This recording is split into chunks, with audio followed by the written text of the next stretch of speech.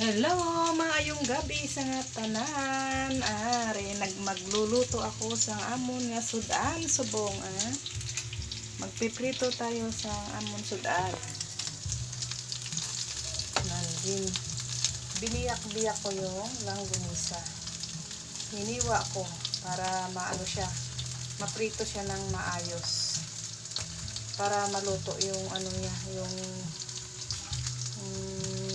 loob niya.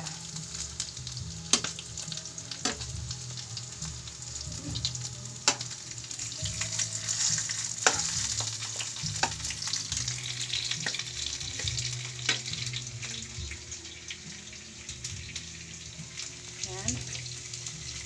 Malapit na maluto, malapit na.